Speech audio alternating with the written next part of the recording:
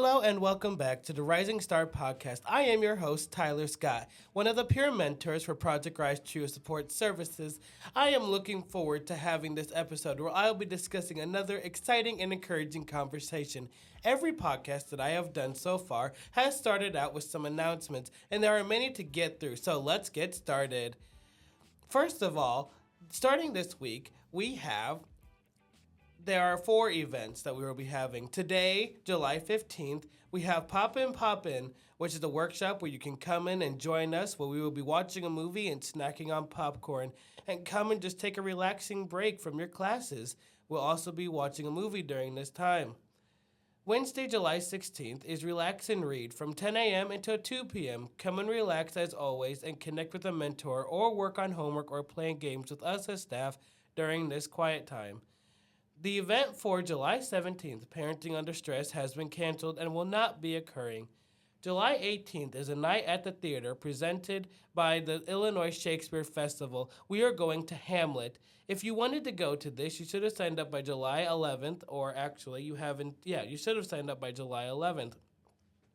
However, don't miss the deadline to go to the to go to the St. Louis Zoo. We will be providing transportation, and this event will be taking place on August 8th. Now, we're getting into the topic of today's discussion. Today's topic is all about how to stay motivated when things get hard. We all find it hard to stay motivated and to get things done when we're not in the right mindset or when it is just too much going on in our lives. Even in school, we burn out. We're humans. We get tired. And I asked some of our wonderful success coach team to talk to us today about how to stay motivated when things get hard. I have our Dean of Students, Jessica Pickel, and hopefully soon to be joining us, and McManaman. McManaman. It's a hard one. It is a hard one. So how are you guys today? Well, I'm doing great. Annie, I hope, will be joining us here in a little bit, but she was meeting with a student when I left the office. Fantastic. Success coaches are wonderful here. And if you need help with anything, I highly recommend going to them, as they are a good way for you to stay on top of your schoolwork and everything else that you might have going on in your life. So I wanted you to share with us the first of many questions that I have for y'all today is, what keeps you motivated? Share an experience that you've had with motivation, or what keeps you motivated? Yeah. I think for as long as I can remember, I've just been a very driven individual. I really strived hard to do well in school, especially. And I think a lot of that has to do with making my parents proud. I am a first-generation student and a first-generation Mexican-American, so both my parents were born in Mexico. And I think just that sense of pride of where you come from and your roots, I think, has always kept me very motivated.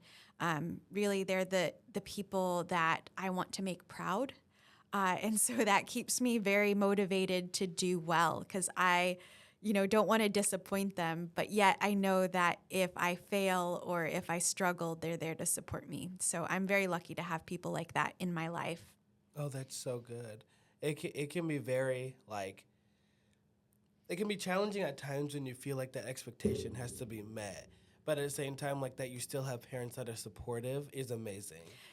And I'm probably the oddity in my family. I am the middle child, I will admit. But I think I always kind of caught my parents off guard because they didn't have those high standards. My older sister, my younger brother, they were decent students, but not top of their class or National Honor Society, valedictorian, salutatorian.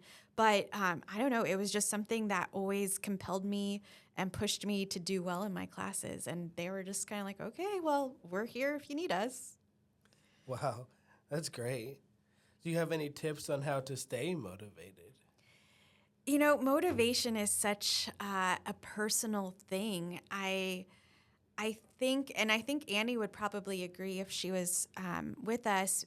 I think it's more about habits and routines because, motivation you're going to wake up tired and not want to get out of bed. You're going to want to stop when something challenges you or not confront something when it's uncomfortable. And I think that it's really about getting in routines and habits that get you to the point where you want to be, where your goals are. So, for example, one of my goals is health and wellness. And so that's a really important part of my life, mostly because I've had some very major medical issues in my past. And so having a healthy and balanced lifestyle is important to me.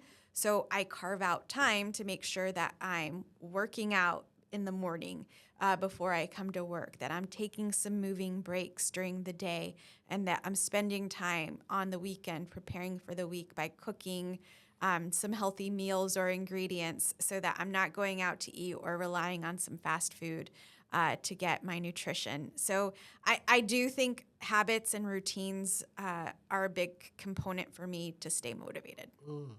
That's awesome.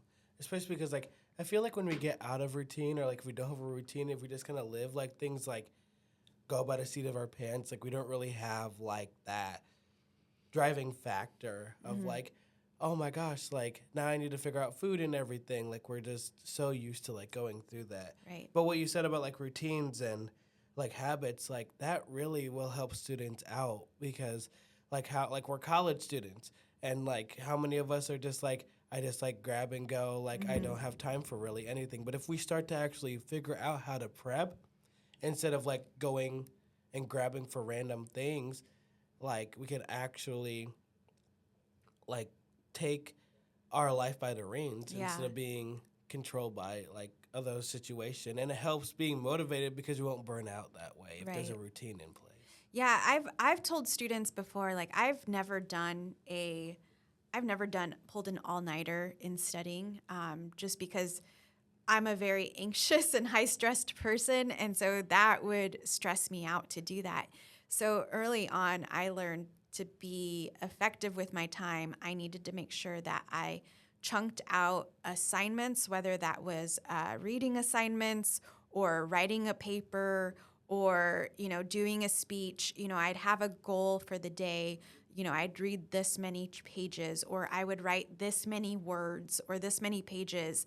And then that was a checkoff for me. So that kept me motivated because I felt accomplished, that I met the goal for the day. And then I wouldn't be waiting until the end of the week or the day before it was due to get it all done, because I had chunked out those things well enough to where by the end of the week, it was pretty much completed. I was just wrapping up a few of the details. Hey, that's amazing. I feel like a lot of students can really take that away. And shoot, I might even start to use that for myself because, like, a lot of us students that maybe neurodiverse or maybe, like, struggling, like, we get all these assignments and we're like, how am I going to fit this in?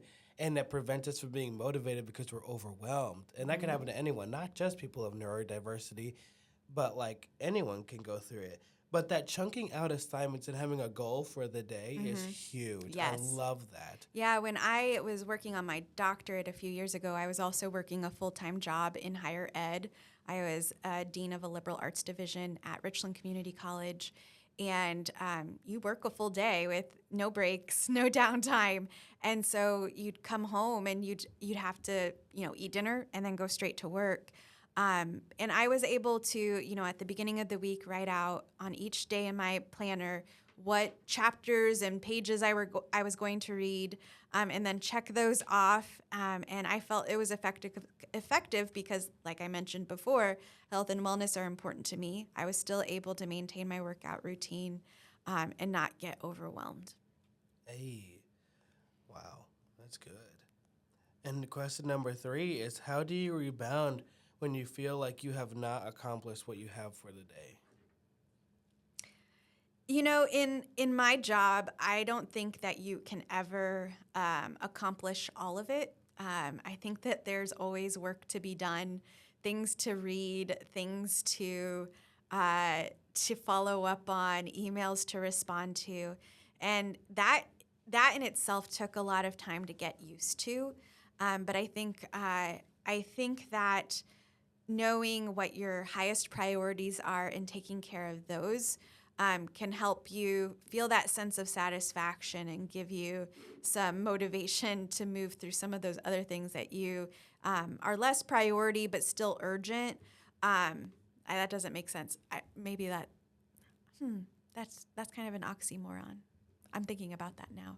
But those things that may not be time sensitive, they're still important, but you want to follow up on them. If you've taken care of the important things first, you can have time to follow up on those other items. Yes, and that's something I tell to my mentees all the time is, and also my friends is I'm like, figure out what is most important because then everything else will fall into place once you get the big thing out the way. What is like the big monster screaming in your face, so to be, right. and like which one is more pressing? Because also I have mentees who feel like everything is pressing, and I'm like, when you actually filter it out, when you actually take a second to breathe and say, okay, what is actually most important, then everything else starts to fall into place. I agree with that wholeheartedly. I know something that they use in Success Connections, and I've used this for years as well, is to eat the frog and to do those things that you're kind of dreading doing. Maybe it's a difficult conversation with somebody or an email that you have to respond to or an email that you need to send. Figure out the right timing for those things. For example, if it's going to be a particularly difficult conversation and you need to send an email first, send it early in the morning so that the person has time to read it and respond to it. And maybe it's a follow-up conversation later in the day. Amazing. Eat the frog is crazy, but also it's also amazing. Yes. It's just like, because that really is what it boils down to. It's like when you do the things you don't want to do first, and then you like it's just such a good way to like organize everything. And I think we've already answered this really, but in your experience, what has made it hard to get students motivated? We serve such a wide population of students at Heartland, from those students who are right out of high school to older students who are having a career change or who finally have the availability or means to come back to school. And I think sometimes younger students will come to college because it's what's expected of them as the next step. And they haven't really put a lot of thought into what their strengths are, what their interests are, and what their goals are for themselves and for their lives. And so I think students who haven't had time to think about those things can't really see how the coursework that they're doing, maybe in the general education courses, relates to their life. And so I think when you don't see that connection between what you're doing and to the end goal, then it can be very hard to stay motivated. Right. I know, like, when I was, like, if I don't see the value in something, I'm like, what is the purpose of doing this?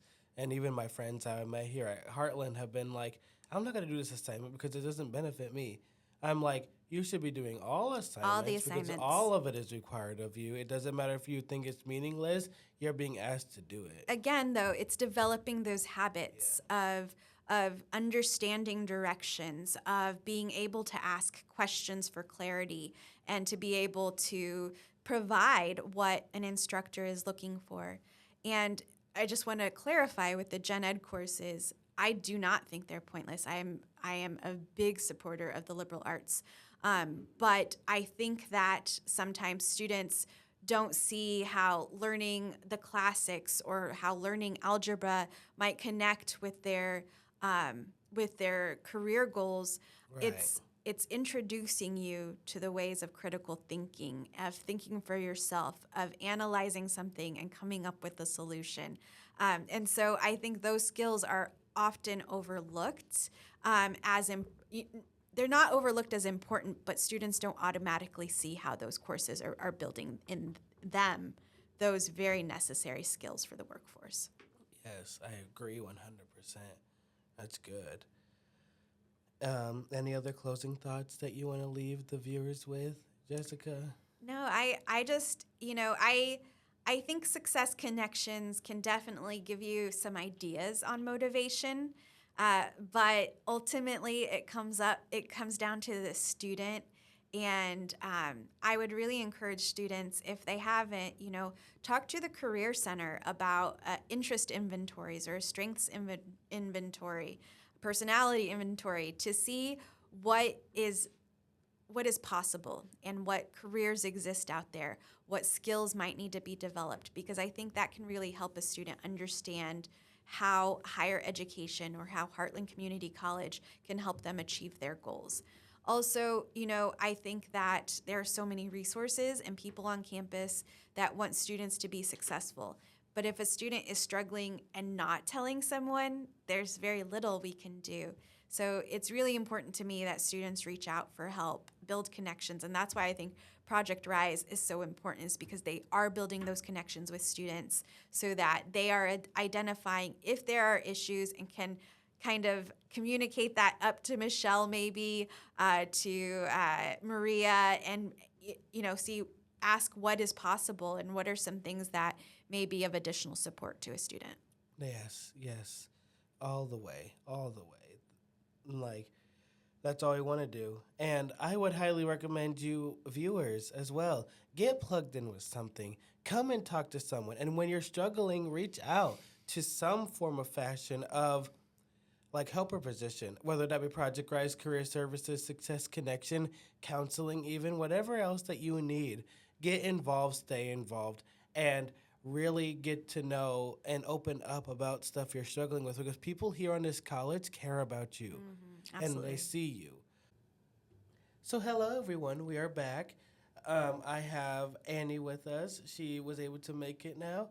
And let us get started. So, Annie, I will ask you introduce yourself, who you are, and everything first, and then we'll get started. Hi, Tyler. Thank you for having me here today.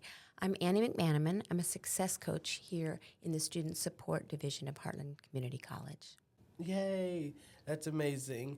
So, I have a few questions for you. What keeps you motivated? And share an experience that you have in regards to motivation. So, Tyler, I really believe that motivation isn't something that just happens. I think we create our motivation, but I think it's important to understand how we can, the options and how it occurs and can happen. Firstly, to back that up, I truly believe motivation is kind of spelled backward. I think action, the action part should come ahead of motivation. So it's important to not wait around until I feel like doing something, but instead take action first so that now I feel like doing something. Now, let me break that down just a little bit. Does that make sense? Oh, totally, 100%.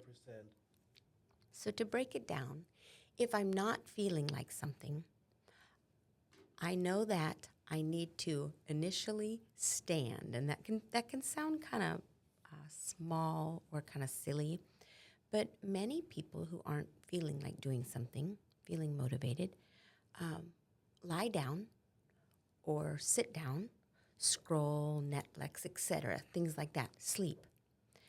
Those activities don't create motivation. They actually move us the opposite way. So I think firstly, just the tiniest little action step like standing. And then choosing something. It can be small, medium, or large. It could be as simple as, I know I don't feel like it, but I'm just going to go clean out 5 pieces of my email. It may be, I know I don't feel like it, but I'm just going to go put the dishes in the dishwasher. Now, why this works is actually because of a chemical in our brain. Our brain produces and releases chemicals, and many are very common. People know oxytocin, endorphins, those kinds of things. And I'm referring to dopamine today. And when I or you plan to do something, so if I say, I know I don't feel like it, but I'm going to go and clean one drawer out today, or I'm going to go and work on my introduction to my English essay. That's all, just something small. When I plan to take care of something, my brain sends me a hit of dopamine. And when I get that hit of dopamine, I feel more motivated to do something. When I show up to that task, it may be tiny. It doesn't have to be go do my entire final project. It can be something very small just to get me in motion, in momentum. And so when I show up to that task, my brain sends me another hit of dopamine. Firstly, Anne was a man with a plan, and I'm sending her a dopamine to get that done. Then I show up and take care of my task, and I get another hit of dopamine. And then thirdly, when I go check that off or I sense the completion, crumple up that piece of paper and throw it away, whatever it is, I get a third hit of dopamine. So this can sound small, but listen to it this way. Any task, I don't care what it is. It could be study for my doctorate. It could be perform surgery. It could be take a walk. It could be complete biology essay number 3. Or it could be bubble bath. Now look at the weight of those tasks, very different.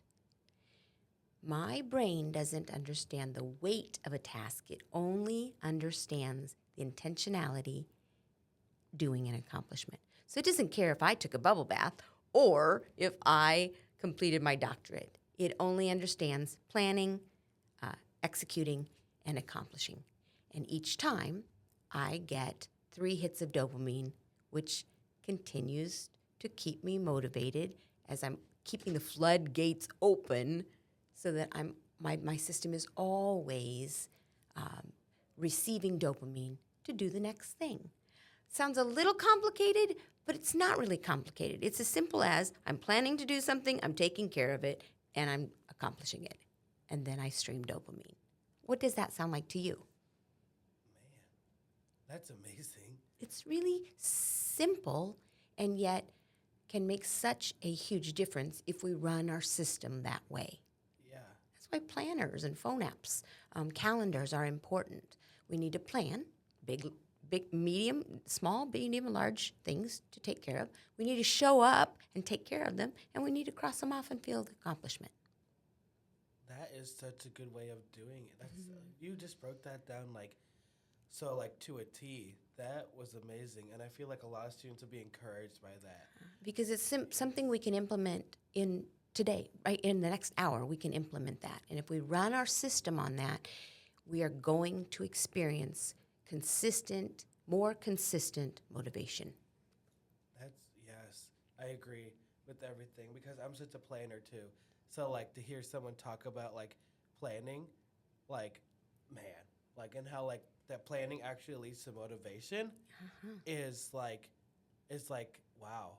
Like when you plan to do something, you get more motivated to do it. It's really true, and you can keep that cycle moving. And to understand the scientific breakdown, the physiological breakdown, the why behind that helps to make sense too. It's not just, hey, use a planner.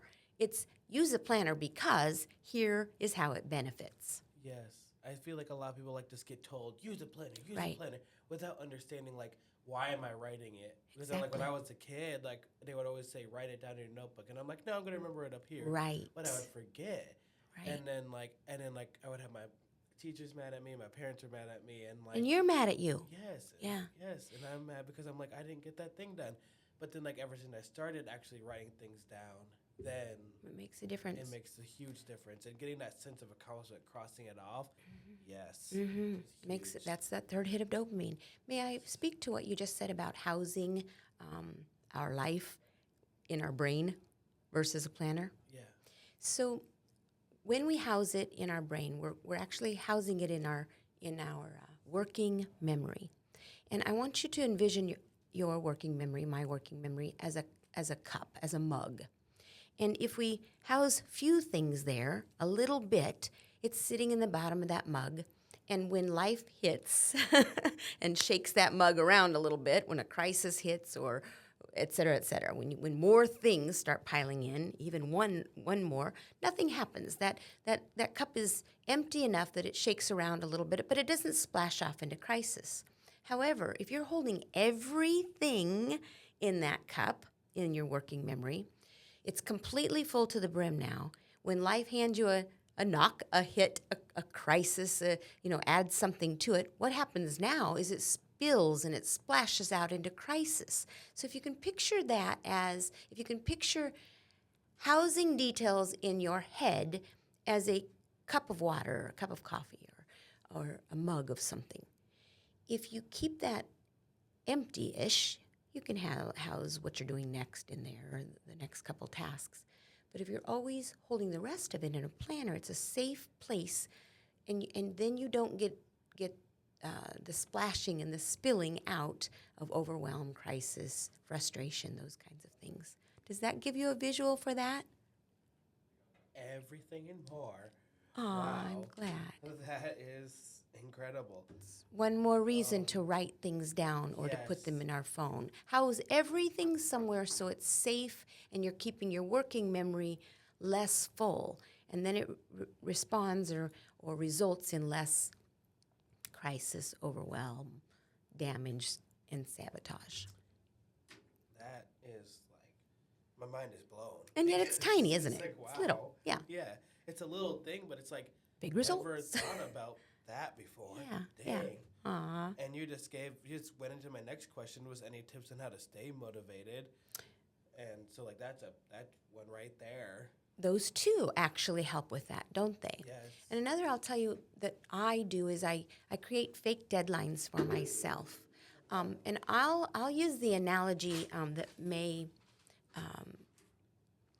resonate with students better, but if you create a fake deadline for yourself and you're always working close to the assigned date and far from the due date. So you can pretend when your instructor gives you an assignment, you can actually pretend it's due in 2 days. It's not due in a week or a month, whatever it might be. And if you write down and work on a doing date system versus a due date system, you'll keep yourself out of crisis most of the time. Because the space between assigned date and due date, that space is cushion for you. So if I'm working close to the assigned date and something happens, well, I have a little more time. It's not at the due date yet. I have some cushion in there. But if I'm always working close to the due date, then when something happens and life happens, I run out of time, and now I'm in crisis.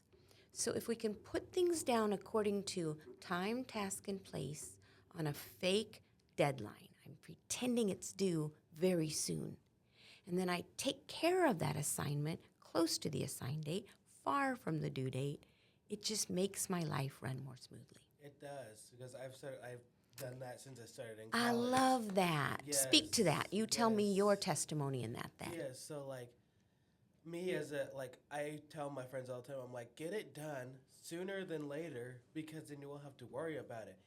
Because at ISU or here even, we have weekly assignments that have to be due by Friday. If you start working on it as soon as you get it, right after the class that you get it in, then your information is fresh, then you know what you're doing, you can get the help that you need. But if you decide to have fun now and wait until later, especially if you don't realize the weight of an assignment, then Or the you're gonna- time it yeah, takes, or the time it yes. takes, then you're going to be struggling. Was I perfect at that? No. But did I make sure that I was implementing it every week to make sure that every day I worked on assignments?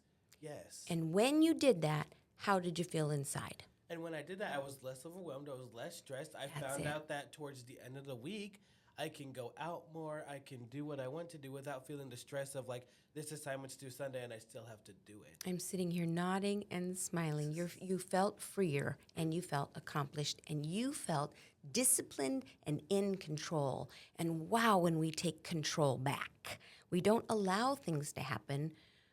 I control my phone. It doesn't control me. Yes. I control my time. It doesn't control me. You can fill that blank in, and that's what you're describing. You have created freedom, accomplishment, and by self-discipline. And that's a good feeling. It is. Oh, I love your story. That's good. Thank And you. I'm proud of you. Thank you.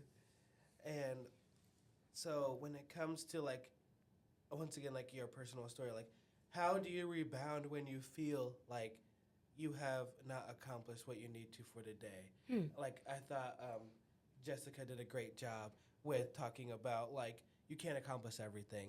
Like there's always something to be done. There's always something that you can be doing. There's always like more that you can be doing. But like when you talked about earlier, about like when I talked with her earlier about going through like all the everything that was needed and all that. I can add to that, yeah, I think. yeah. Here's my very best tip. So, in using, I think it's about management. And it's rational management. It's grace and mercy, but it's high expectations with grace and mercy. So, here's how I'll explain that. As I'm adding things to my planner all the time, I'm opening that planner. I might add something that's in 6 months from now, in a month from now. I might add many things that are this week. I might add things that are tomorrow. But every single night before I lay down to sleep, I check and look just about tomorrow. And let me back this up for a moment. When I'm adding in my planner constantly, I'm typically adding my have-tos. I have to teach this class. I have to go to work. I have to meet with this student. I have to go whatever it might be at home, some tasks at home. Those are already in my planner. And people who use planners actually do that. They put down things like class times and work times and volunteer times and things they have to show up to do.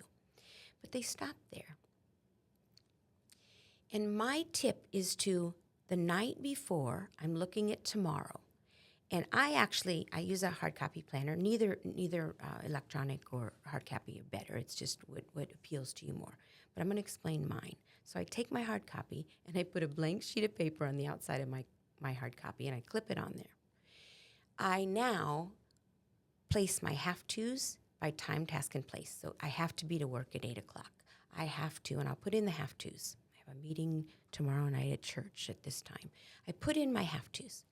Then I look at my gap times. I'll put in my student appointments. Then I look at my gap times, and I say, what should I do? Well, I should, after work tomorrow, go get groceries for my family, and I'll write that in there. Then I look at my want-tos. I want to take a walk with my puppy. It looks like 6 a.m. would be good. I want to take my daughter out for pizza. I'll put 7:30 tomorrow because there's an opening. So now I've included just for tomorrow, not for the next month, but I've included tomorrow. I do have my have-tos down. But I've added a couple shoulds, and I've added my want-tos. When I work my system on have-tos, shoulds, and wants, now I've created life balance. What if I don't get something done? Mine is written in pencil, and I move it to the next day. I don't delete it. I don't remove it. I don't forget about it. But I give myself in grace and mercy, I'll move that to a gap time tomorrow. What does that sound like to you? Wow. That's amazing. Aw, that's gracious. Thank you. Because for one of the things that I struggle with is that life work homeschool balance, and hearing someone say the need to, the should to, and the want to, and to move it to the next day, and not forgetting about it, but rebounding, and that's what I'm learning to do, but not being if I didn't get to something, don't beat myself up over it. Don't oh, I didn't reach out to that person. Oh, I didn't get this task done at work. Oh, what will they think? Oh, what will they doing the what ifs in my head of oh, they'll be mad that I didn't get that done. Oh, I didn't do the laundry. Oh, I didn't get this task done. Oh, I move that load of laundry to the next day. I don't forget about it, and I don't beat myself up over it, but I look for the first gap time now that I can put that in the next day. I still have to do my have-tos. I want to put my shoulds in and my wants. When you just added an idea to that, you said, did you say call somebody, or what did you say? Yeah, I didn't reach out to that person. Okay, that's a good one. Little appointment. Sometimes that hangs over our heads. I need to make my dentist appointment, or I haven't called my mom, right? Those little things, and that tiny of expectation or activity or commitment should actually be made as a commitment. You're more likely to do it. I'll give you something so small. My daughter sent me a song the other day, and I was with a student. I glanced at my phone, and I thought, of course I want to listen to it. She knows my stuff. She knows my style. And I reached over to my planner, and I put a little music note on it. Now I won't forget it. after my student appointment, I could take that, and I just wrote the name of it, whatever. I didn't even open it then until later, but I wrote it for that evening, and I listened to it on my walk with my puppy. But if I hadn't made that music note, I may intend to even take care of this, and it just goes, I just forget about it. And so often those kinds of things that are small, we really do mean to take care of. They just go away. They just disappear. Right. What if you want to start... you think, if I didn't have so much to do, man, I'd love to learn sign language, or I'd love to listen to this podcast, or I'd love to, whatever, set a goal of walking a few miles, but I just don't get around to it. But what if now you control your time and you place those small activities in your planner? It may only be a 2-minute thing. I'm going to make that dentist appointment, that haircut appointment. I'm going to contact my friend. And you schedule it for yourself no differently than a task as important as going to work or showing up to class. When we plan it, we are more likely to show up and take care of it, no matter the weight of the task. Look at how much more we're taking care of in our lives if we put them into our planner and into our day and run our day based on glancing at that. Mine is organized on the outside of my planner. Now all I have to do is look down the sheet. I never even have to open my planner throughout the day very often. At the end of the day, cross, check, crumple it up, throw it away, sense of accomplishment. Good word. Thank you. So my last question for you today is, in your experience, what has made it hard to get students motivated? I know you shared a lot about it's up to them, really, and Jessica said the exact same thing. Like, it's all about, like... I'm going to back that up. I believe that to a point, but we can't do what we don't know. So if students say so many times, okay, firstly, researched all over the world, when we ask students, why did you drop out or why did you fail? There are two number one and number two responses. I procrastinated, or I just wasn't motivated. Now, procrastination and motivation go hand in hand.